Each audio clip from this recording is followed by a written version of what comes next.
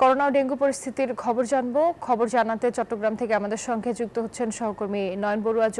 জয়, চট্টগ্রামের হাসপাতালগুলোর কি অবস্থা, ডেঙ্গু এবং করোনা রোগীর পরিমাণ কেমন দেখছেন, চিকিৎসকেরা কি বলছে? সংখ্যা কিন্তু আগে থেকে একটু বেড়েছে, যেহেতু আক্রান্তের হার যেমনটা বাড়ছে তেমনিভাবে মৃত্যুর হারও কিছুটা বাড়তে শুরু করছে। একদিনে দুজনের মৃত্যু হয়েছে যারা হসপিটালে, এই পর্যন্ত 4 জনের করোনায় মৃত্যু হয়েছে বলে আমরা জানতে পেরেছি। একই সাথে যারা জ্বর কাশি সহ নানা লক্ষণ দেখা দিচ্ছে, করোনা সহ ডেঙ্গু সহ বিভিন্ন লক্ষণ দেখা দিচ্ছে, তারা চিকিৎসকের পরামর্শ নেওয়ার জন্য কিন্তু মানুষ দ্রুত হাসপাতালগুলো থেকে ভিড় করছেন। মানুষের কিছুটা সচেতনতা এসেছে, তার কারণে করোনার যে ভয়াবহতা রূপ নিয়েছে সেটা থেকে রেহাই পেতে হলে চিকিৎসকরা বলছেন আরও কিছু সতর্কতা অবলম্বন করা দরকার বলে তারা মনে করছেন।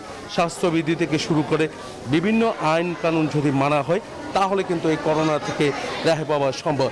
তবে হাসপাতালগুলো যে প্রস্তুত, একেবারে আমরা দেখছি আইসিইউতে 2 জন ভর্তি আছে, আইসিইউর অনেক বেড কিন্তু খালি আছে। এখনো পর্যন্ত আইসিইউতে তেমন রোগী ভর্তি নেই, তবে আইসোলেশন যেখানে আছে সেখানেও কিন্তু রোগী ভর্তি থাকলেও অনেক বেড খালি আছে। তবে চিকিৎসক এমনকি সিভিল সার্জনের সাথে আমরা কথা বলেছি, তারা যেমনটা জানিয়েছেন যে তাদের যে প্রস্তুতি, সব ধরনের প্রস্তুতি তারা নিয়ে রেখেছেন। কোনো রোগী যদি করোনা আক্রান্ত হয় তাহলে দ্রুত সময় যে চিকিৎসা দিতে হবে বা চিকিৎসা নিতে হবে, সেই চিকিৎসা নেওয়ার জন্য তাদের যে প্রস্তুতি, সেই প্রস্তুতি তারা নিয়ে রেখেছেন। যারা জ্বর কাশি বান্ডেল থাকলে প্রতি সেনমানিতে টাকা বাঁচবে। বিকাশ সেনমানি বান্ডেল কিনে জিতুন প্রতি লেনদেনে।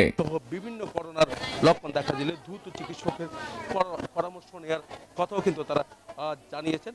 চিকিৎসকরা বলছেন চিকিৎসক সংকট থাকলেও তারা চেষ্টা চালিয়ে যাচ্ছে মানুষের জীবন বাঁচানোর জন্য, কিন্তু তারা এখানে চেষ্টা করছেন। এমনকি করোনা যে আইসোলেশন যেগুলো আছে সরকারি হাসপাতাল ছাড়াও কিন্তু আমরা দেখছি বেসরকারি হাসপাতালে করোনা আক্রান্ত রোগীর সংখ্যা কিন্তু বাড়ছে। তবে সবার উচিত ভ্যাকসিন নেওয়া, তবে 60 ডোজ যারা আছে তাদেরকে ভ্যাকসিন দেওয়া হচ্ছে, 14 ডোজ বা 5ম ডোজ তারাই পাচ্ছেন।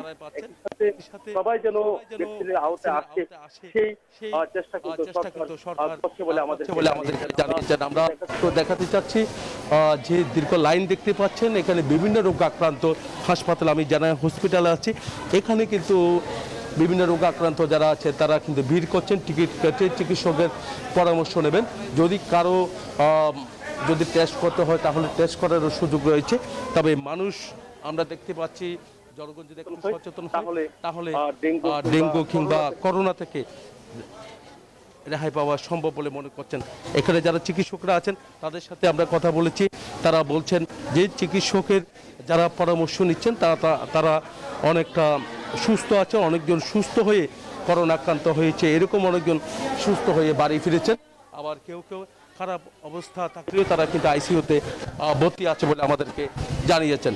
তো এই ছিল আমার এখানকার সর্বশেষ। ফিরে যাচ্ছি স্টুডিওতে রুবার কাছে।